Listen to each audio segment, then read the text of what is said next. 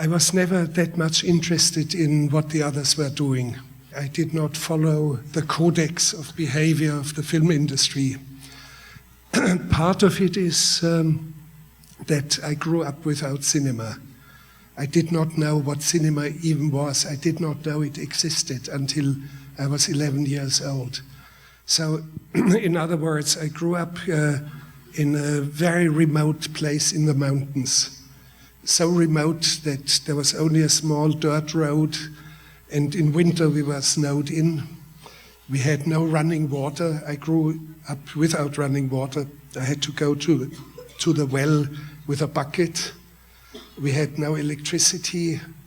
In summer I had no shoes. I was always barefoot. Only when it was snowing I would have shoes. We had no radio. I made my first phone call when I was 17 years old. That's something that nobody believes, because today the 4-year-olds have their cell phone. I made my first phone call when I was 17. And of course I had never seen films, and I didn't know if cinema existed. So when I discovered cinema, I immediately had the feeling, oh, all the stories that I had developed as a child in nature are much better. And I knew from early on, when I was 14, 15, I knew somehow I knew I was a poet, and somehow I knew I was going to make films, but I had to reinvent it. I had to invent cinema. And until today, in a way, I am inventing cinema. And that's why I do not care what the others are doing and how a story should be told. Yes, I'm a good storyteller, but I do it better than Hollywood, for example. I do it better than Hollywood. And Hollywood, yes, and it's not that I'm just saying this. Hollywood is wonderful and great in special effects. There's an incredible world of special effects.